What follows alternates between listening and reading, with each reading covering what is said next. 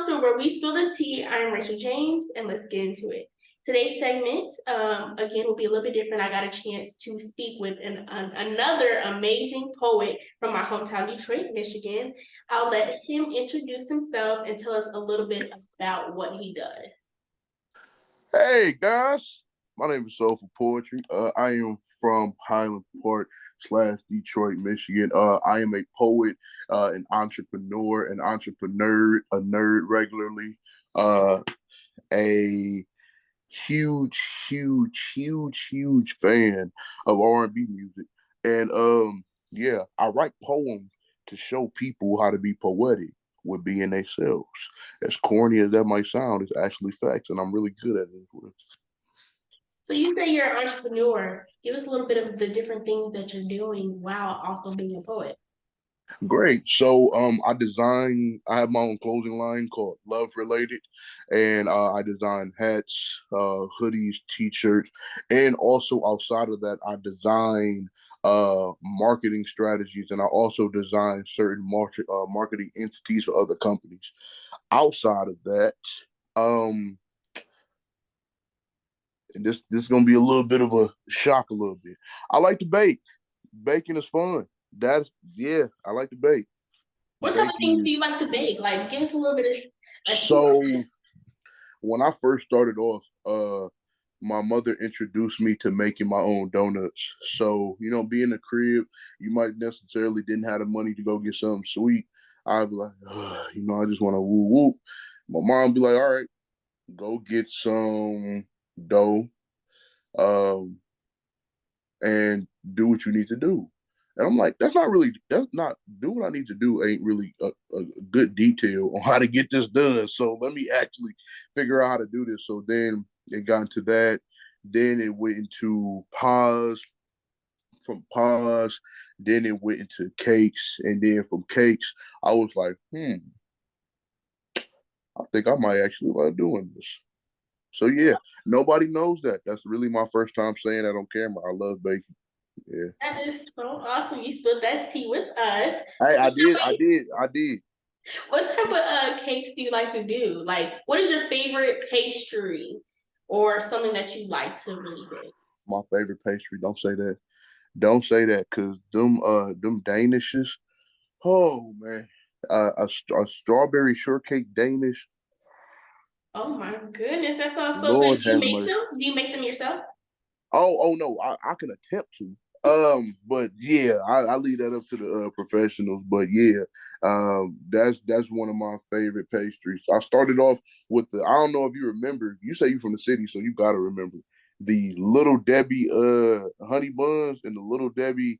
I used to get them Little Debbie strawberry shortcake, and I thought that was high class like baking. It wasn't, but it introduced me to Danishes. So yeah, that's my favorite. That's so good. That's so good.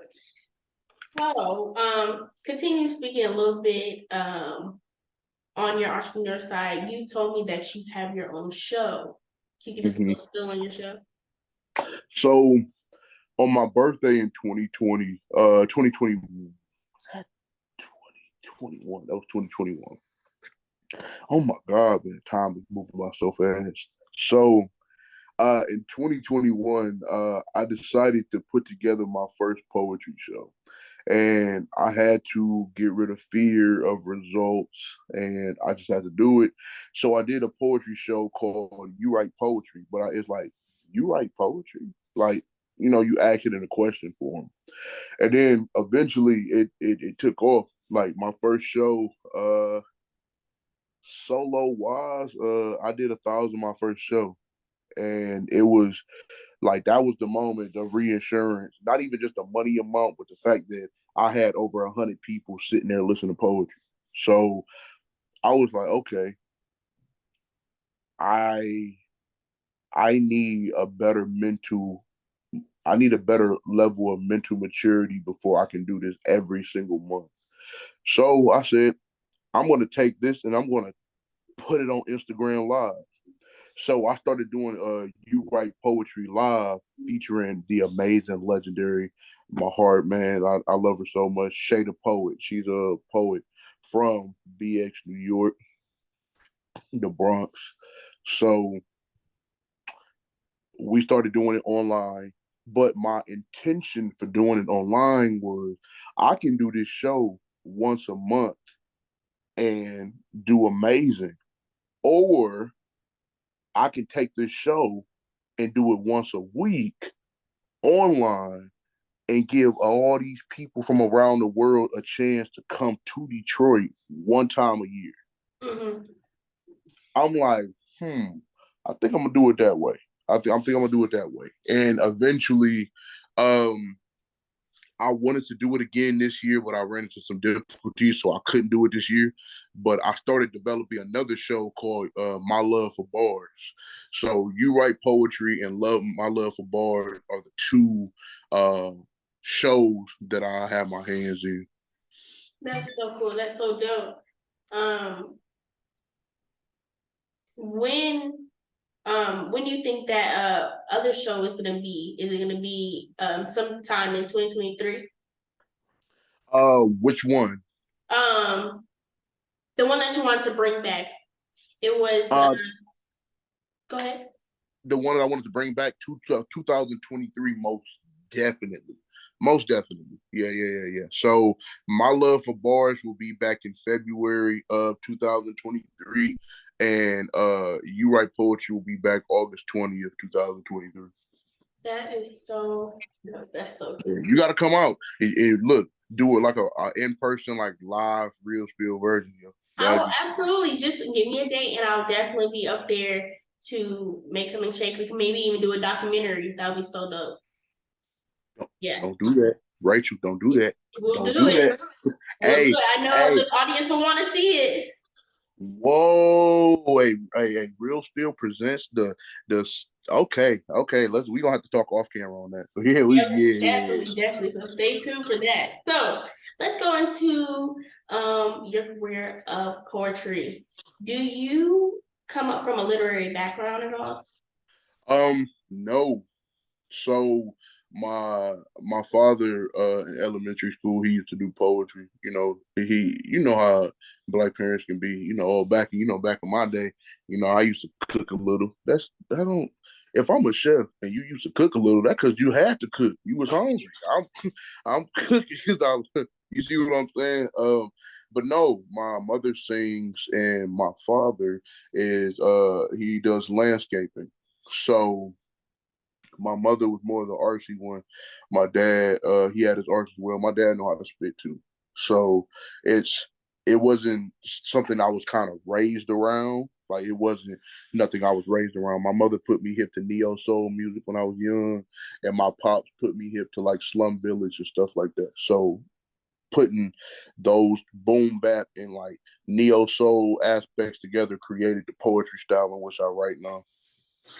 So, knowing that your background doesn't really give too much into writing, did you ever, or what age did you actually start writing and writing poetry? Third grade, 2007, I wrote this girl a poem. I went home the previous day. I told my mama that I liked this girl, and I didn't know how to tell her. She said, "Write her a poem." I said, "What's that?" She showed me. So I was like, "Oh." And I remember the poem. The poem was "Roses are red, violets are blue. I know you don't know me, but I like you." And It's so cute. I got to school like 40 minutes to an hour early. Mind you, I'm in third grade. Right. I had a do you know the city Rochester? Mm-hmm. So I went to elementary school in Rochester, in the city, but in Rochester everything is kind of small. So my school was in the middle of our apartment complex. Mm-hmm. So surrounding the school was nothing but apartments. So all I had to do was literally walk out my door, turn, and walk across the street to get to my school. So I could, dang near see my house from there. So it wasn't no problem with me getting there that early and sitting there waiting. So she got there. I handed her the note. I'm like, hey, this is for you, right? It's kind of random. She opens it. She reads it. She folds it back up. And she hands it back to me. Oh And I'm like, Why you give back what? She's like, oh, it's so nice. I don't need it, but it's so nice. And for a second, I most definitely wanted to go put raccoon piss in her apple juice, but um, it was like one of the moments. It was like you would think that's like one of their villain arc stories. Like that's that moment they go back to when they flash back when they became a villain. But honestly, getting rejected in that moment made me discover what was it about me feeling the way I felt about that girl made me write what I write. So I was like, okay, let me get deeper into this. So yeah, that's how I started. I definitely want to come back to that. Because I do want to speak about the poem that you actually did, the first poem of love that you did. But continuing with some of the questions that I have, um, how did you? So is this the start of you getting to poetry? Was what that with that girl, or did you kind of stop it as a child and then continue it on later on? Oh wow, hey, I feel like you did your research because that's exactly what I did. That is crazy. Yeah, I actually stopped and I started rapping. But when I started rapping, I used to love rapping, but at first it was an attention grabber because coming up when you wanted to you the big kid, it's kind of inevitable to get bullied. And I always thought my best route for getting out of bullying when I was in like elementary, beginning middle school was to beat the dudes who were bullying me in a rap battle. Right. Because you might be able to out joke me, but you can't out rap me. So eventually, um, me rapping started allowing the changing of minds. So now all of a sudden, the dudes that I'm having beef with are getting bullied by, are talking to me about their emotions and are expressing to me why they act the way they act. So now I'm like, oh, it's not that you don't like me. You got some personal stuff going on, and this is your best way to express it because the people around you in the school are entertaining you acting like this. So, you know, throughout that time, I came back to poetry in 2015. I started posting poems on Instagram in 2015, and I've been doing this for 7 years. So, like, I had wrote poetry. I let it go to get into rap. That was when I started listening to like early J. Cole, early Mac Miller, like in the morning Drake, like October's very own, a little later. And when I got back into poetry, I was in a very bad space and it was a cry for help. That was the reason I was posting my poems publicly.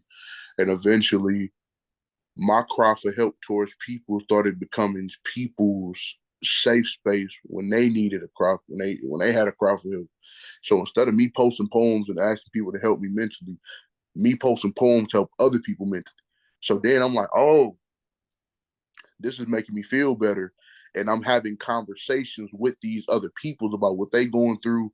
And some of them I'm building really good relationship with because they're listening to me talk about my issues. So I started getting more into it. And then, um, I started writing about Black women.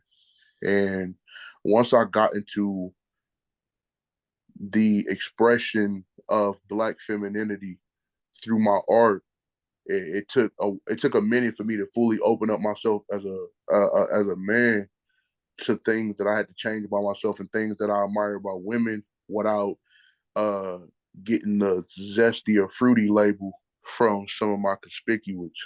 And it's like it's not even that. It's being able to be in the space of talking about women, expressing certain things about women, and even being able to say certain things. So then I realized, you know what? Right now, rap ain't for me. I'm gonna go back to poetry. So it went from poetry to rap to mental health poetry to love poetry, and then everything just came back full circle in 2020. Right. That's actually amazing that you used it to as your way out. That also leads me to my next question. So the bullies back then in your childhood, do you feel as though that if they did poetry, it would actually help them? Well, so that also leads me to my question. Do you believe it's different or not as popular to be male in poetry? Um, wow. Okay, I'll answer your first one. Your first one, absolutely. But it's the support. I had emotional support growing up as a kid. Though I had them people and them old parents, you know how baby boomers be. Yeah, you're crying about this. I used to have to walk to school with bricks tacked to my feet. Like that's not, you feel me? They'll make you feel like they was born in AC. So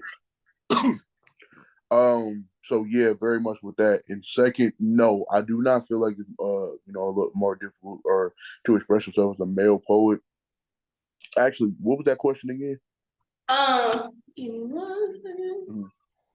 Yeah. So, do you feel as though it's different or not as popular to be a male in poetry? Okay, cool, cool, cool. No, I don't feel that way. I feel like everybody has a niche. Um, and I feel like everybody connects differently. Like coming up, I used to look at other poets that were popular. And even sometimes when I started recently, looking at poets who were popular, I I noticed that, everybody has a certain sex appeal to them. You see what I'm saying? And people connect with you in a different way. So I very much feel like male or female, everybody still has the equal ability to move up when it comes to poetry. It's just about how you touch people and how real you are. You also said that it helps you, writing poetry helps you, it actually helps others. Have you had any people, whether it's male or female, come to you and say, your poetry inspired me to write my own poem and write my own feelings down and be able to share it? If I had $1 for every time that happened, I would have been able to buy every single one of them lunch. Actually, more than that, I would have been able to buy them more acres. Like I honestly, and I'm gonna say this humbly, I have had so many interactions with people who have told me my poetry has either saved their lives, either my poetry has helped save their marriage, or my poetry has mentally helped them have stability to where they can do it on their own. Like that's the best two moments in my life poetry wise have always like meant the best to me. One was more spoken word in terms of me just having deep poetic conversation with them, and the second one was actually like based off my poetry. First one, a guy had just woken up from a coma, and somebody introduced him to an app I used to be on called You Now, and I used to be on there for 8 hours a day after school, and I would just talk to people, give people life advice, and listen to people problems. And one day, this dude watched me for about 3.5, maybe like 4 hours. And I used to share my Snapchat and my socials. And when the live was over, he hit me up and he said, ever since I've woken up, I've been struggling to find a reason to live. And watching you tonight has helped me more than anybody who has helped me since I've been awake. Oh, wow. And that was one of them moments that was like, oh man. Hmm. Second moment, about what was this in 2000? I want to say 2019, 2018, 2019. Mhm. A couple DM'd me on Instagram and they told me that they read my poetry together before they go to sleep. And at first I'm like, okay, cool. And I thought about it. I'm like, bro, this couple reads my poetry together. This married couple reads my poetry together before they go to sleep. That's crazy. That's crazy. Like, so yeah, most definitely have had those experiences. I've had people, so I have a popular poem. My most popular poem that I have is called What You Punch Like. But it's like it's a poem to test your pen, because I got a battle rap background as well. So like I would incorporate battle rap and poetry. So it would be multiple people coming to me with different versions of it, or I give people writing prompts. And I'm currently been mentoring a young poet in Chicago right now, and even with that, is new to me and that influence. And it's yeah, I most definitely will say that I have though. That's amazing that you're like a lifeline for like a lot of people, and just from you speaking and expressing your feelings, it's helped so many other people, more than you could probably ever know. Um, Going to how people are reading and watching and listening to your poetry, where can the Real Spill audience be able to purchase or listen to some of your poems? So if anybody would love to see any of my poetry, you can follow me on Instagram at SOLFULL Poetry, or I will be having my second book releasing this next year. Now I say my second book, and most people will be like, what happened to the first one? So I had a book out, published author. Actually, you know what?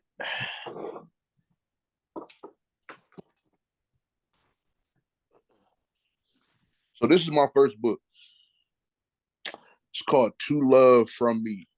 And it's a pretty large book. It's a book full of 72 poems, Oh wow.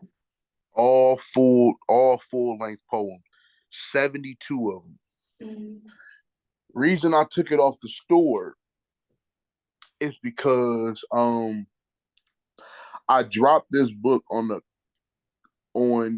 basis of finally accomplishing it, because I had started writing it in 2018. I dropped it in 2020, but I rushed through the book.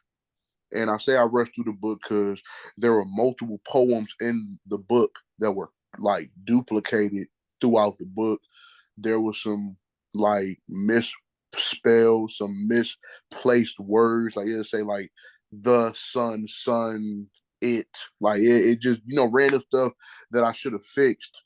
And I realized that I was so eager to put out a book that I didn't do the rechecks, the rereads, I didn't do all that I should have. So eventually, when I sat there and I looked at this book on the store, and people started hitting me up, uh, reminding me that, hey, like it's some poems in here multiple times.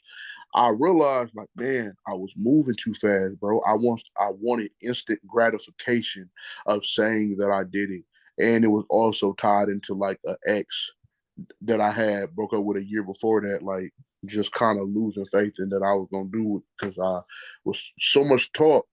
And so I took the book off the store because I felt like it represented too much of what I needed to change. And it wasn't until almost a year after I took it off the store that I realized, like, yo, people still want this.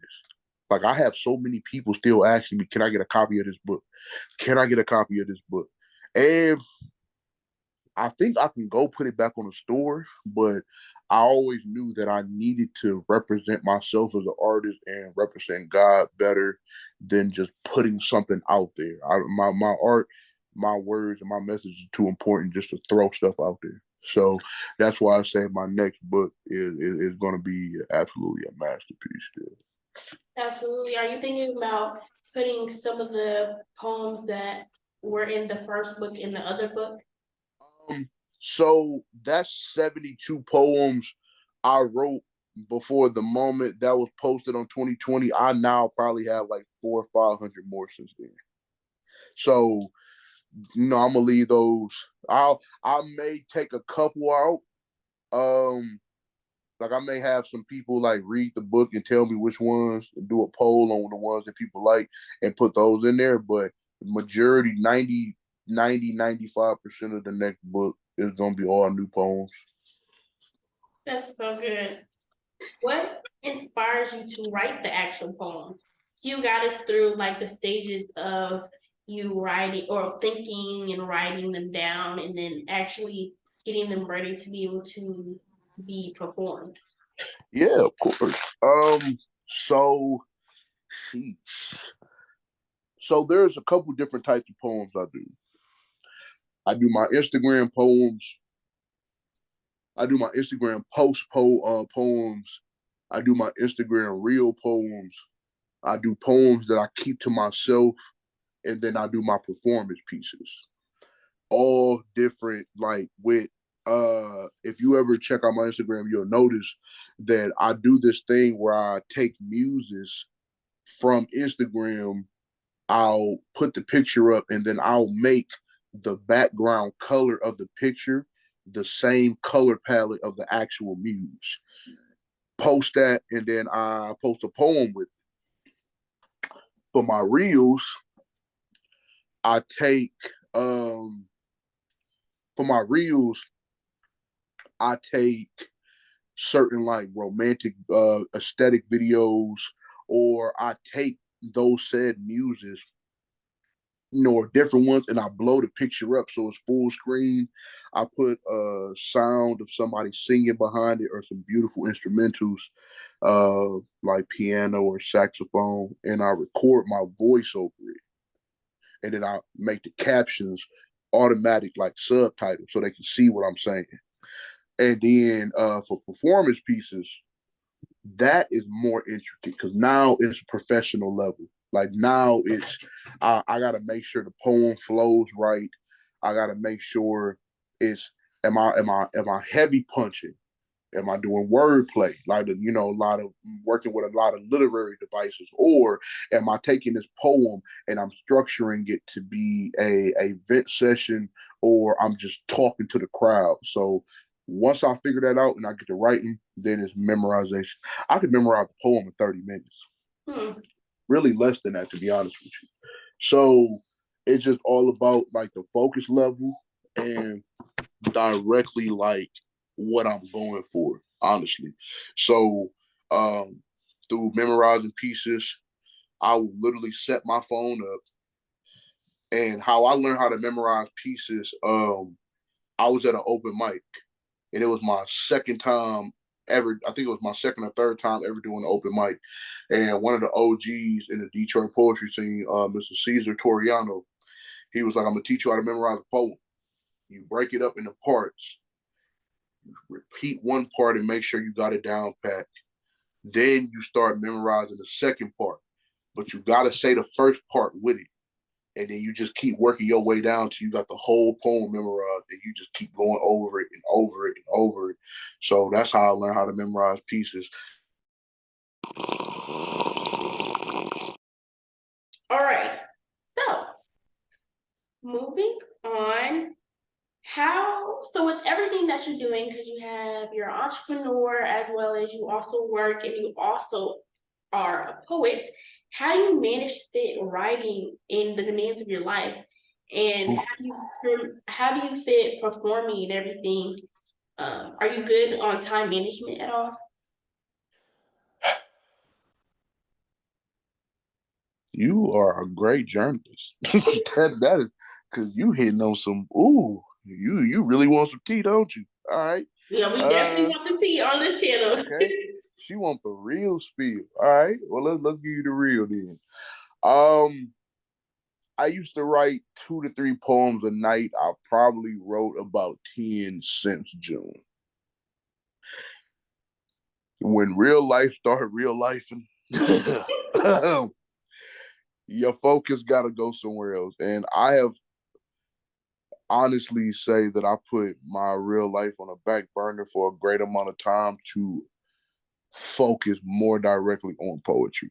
I'm talking, I used to put going to work behind, but I used to put, stacking up money a lot behind because I'd be spending $200 to $300 a week on poetry related stuff.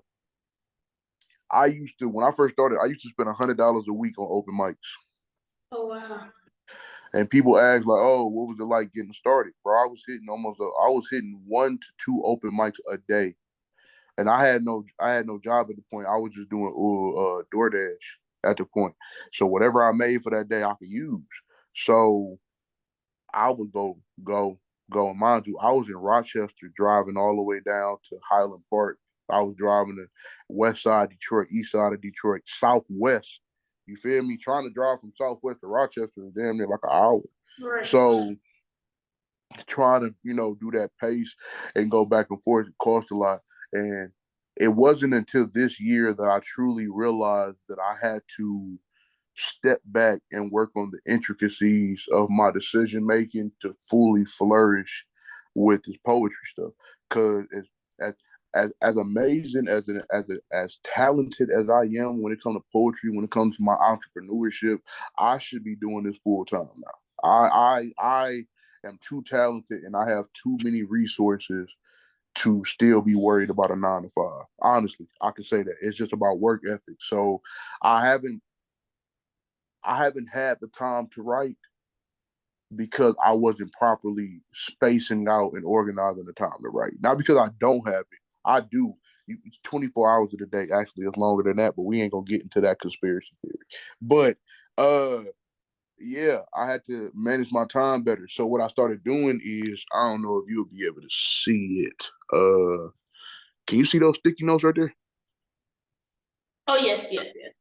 So I started writing sticky notes, sticking them on my wall of things that I have to do every day, and I try to put writing in there as well. Mhm. So eventually, I started being able to make the time and get things worked out and spaced out to where now I can write, and I've been doing a better job of writing. But yo, trying to be a poet as a profession, a poet as a content creator, and a poet as a person who writes just to write can be a lot. Right. It can be a lot. I understand. I am on the side of being a student, having the show and doing all the other stuff. I actually am a painter as well. And I don't do it as much as I should. So I completely understand when it comes to um, the creative craft where you actually have to sit down and focus and take a whole bunch of time in order to make something perfect that you would like to share with everybody. Um, but with you saying that you want to do more and put more into trying to make this your full-time priority, is 2023 looking like where you want it to go in order for that to be possible? Very much so. Very, very much so. Now, one thing anybody will tell you, especially when you live in America, you need multiple sources of income. Multiple. I don't care if your 9 to 5 is only a weekend thing. I don't care if you working 5 hours a weekend. You feel me? Not 5 hours, but like 5 hours a day every weekend. You see what I'm saying? You have to have multiple sources of income. My biggest thing is my 9 to 5 being the biggest. If the money and my living is decided on how much somebody pays me versus how much I work for with my own stuff, there's a problem. That's a problem. Like, and I know people have careers and they work tremendously hard, but I was raised from the eyes of you have to be able to pay yourself more than what somebody else can pay. Absolutely. Like, because you know your worth, and our worth is literally it's limitless. So we have to get into a space of where we're always going to make sure we get what we worth. You see what I'm saying? So I had to find a way to balance working a 9 to 5 and be able to do this full time. Because if I make hats, if I'm putting out books, most people don't know this. And I should very much do a better job with this. I have a whole online store where a shirt like this is one of my merch t-shirts. I like it. I have a whole online store with a line for men and a line for women. And I don't even talk about it like promote it as much because I created it around the time I was doing things impulsively. Like I was just impulsive with my things. I want to go make a line. I just made a line and I never did anything about it. So now it's like, okay, breathe, make a plan, and get you a team. I don't care what you're doing. You need a team behind you, bro. Like you need people that'll help you, whether that be financially, whether that be mentally, emotionally, spiritually. You need people that'll help you. You don't even necessarily need a manager, but like I realized that and having a team behind you is the best route to go. Absolutely. So with have you started collecting that team behind you to actually push you forward? Show wise, my love for bars and you write poetry wise, yes, I have.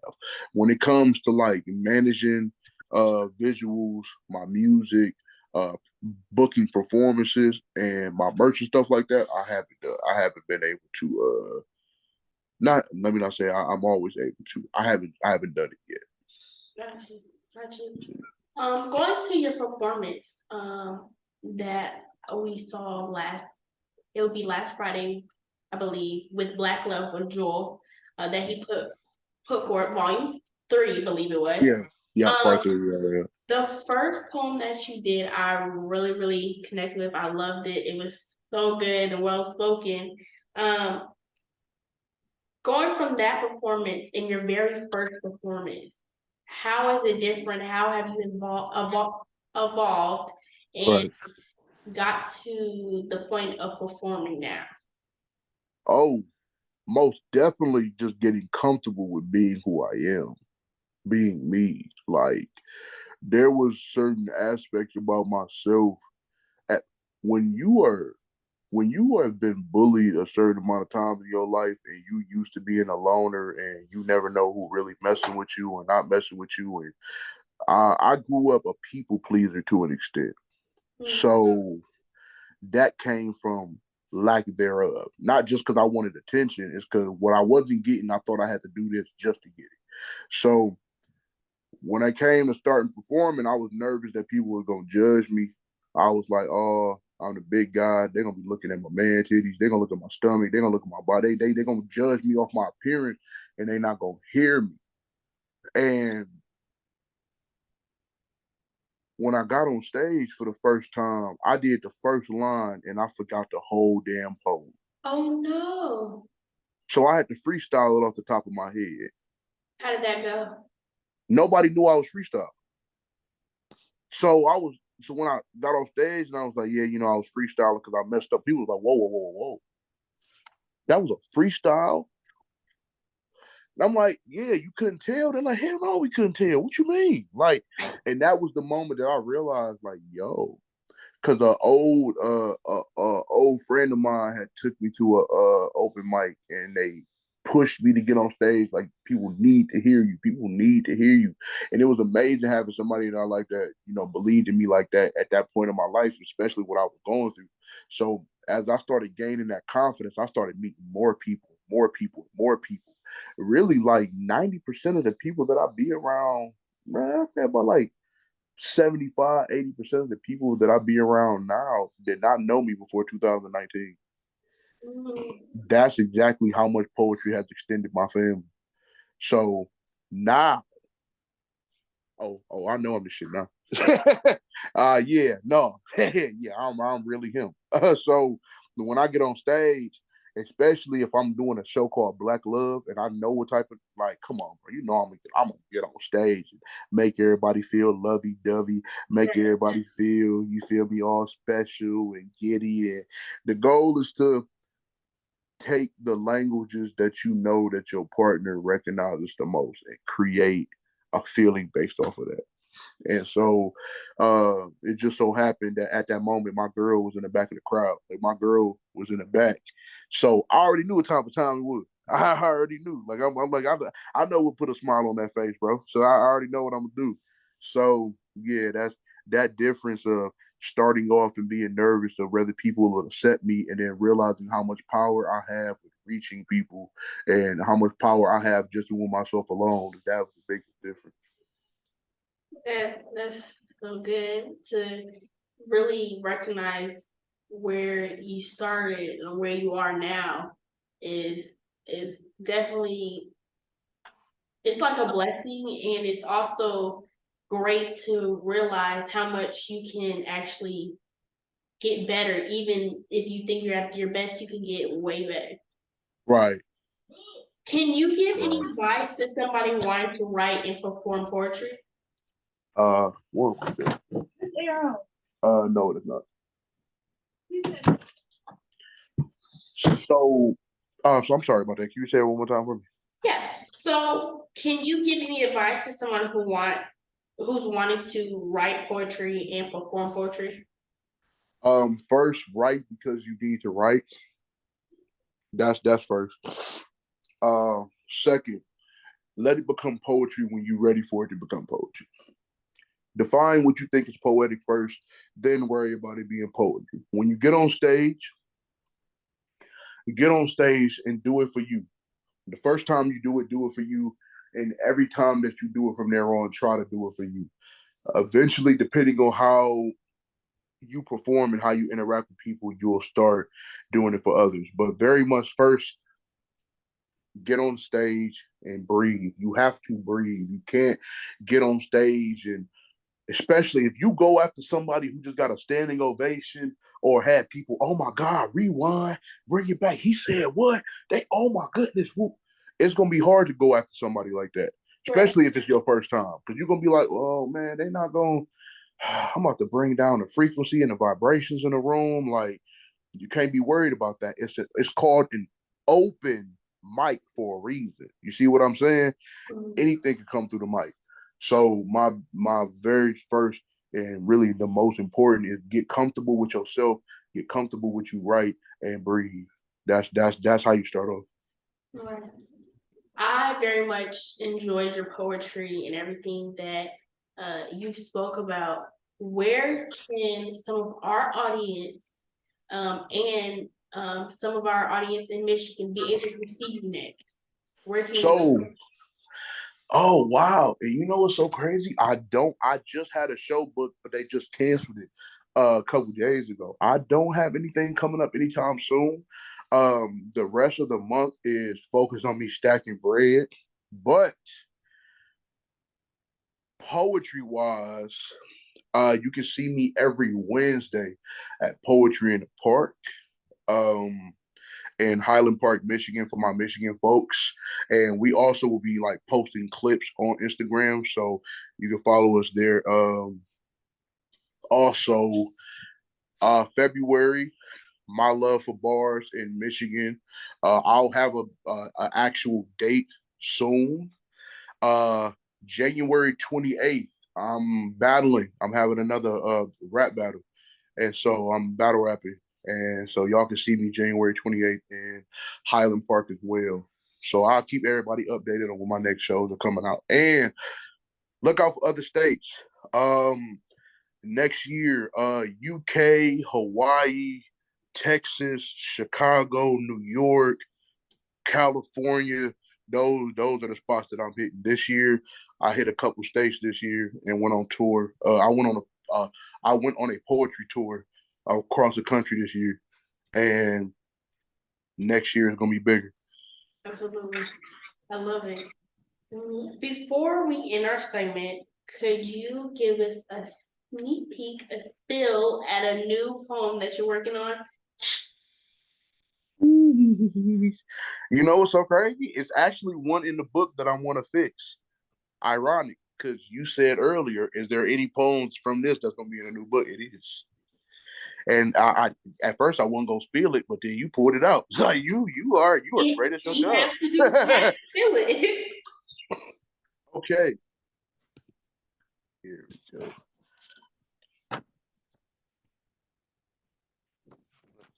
So I'm gonna let y'all pick. You want ready or vowels? You said which one? You want ready or you want vowels? The first one. Ready? Okay.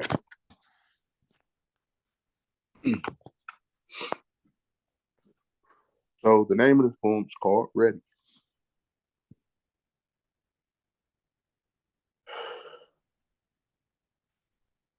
She never planned on opening up to me how she did.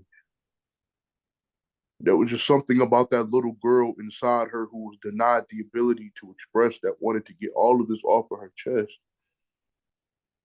And she told me my confidence in love helped her forgive people that stole her faith in it. I asked her if she could picture what love would be if she could frame it. She asked, why? I can't even see my face in. This melanin queen understood her pain was needed in order to learn ways of feeling good, but now she's afraid of every I love you I say. It's more of a study guide to a test I will give her if our relationship becomes a final she. She said, when I love her, it feels like the SAT, and though she can never sit, no past tense or present tense could ever make her feel comfortable. I said, your intensity comes from tying loose ends and cutting those that hang by a single thread. Be cautious of those who you let in your heart, but be careful who you let in your bed. Even though my efforts were steady, when I asked her about her flaws, she pleaded the fifth, and that's how I knew she wasn't ready. I absolutely love your poetry. I'm waiting for the book. I wish that book was still out so I can read it. Hey, you know what's so crazy? I'll most definitely, if when we come back in close contact, just because it's a classic, whatever flaws, it's still art. I most definitely have a copy for you. Absolutely. I want it signed. I want it all so I can have it. Yes. I got you. I'll put a whole message in the back for you. Absolutely. Thank you. So, is there Hey, any last words you would like to give the Real Spill family? um, appreciate where you are in life, and do not let the conditions of where you want to be in your future change how much you can appreciate where you are. Being an artist does not mean copying other people who make money from it. It just means being at peace with who you are whenever you create art. And just because everybody spilled don't mean it's the real. There you go. Period. Thank you Yeah. so much for coming on the show and speaking with me today. I just want to show the amazing talent and wonderful poets and people that come out of Detroit, Michigan. Come And on now. thank you so much for interviewing me. Oh, thank you so much. When you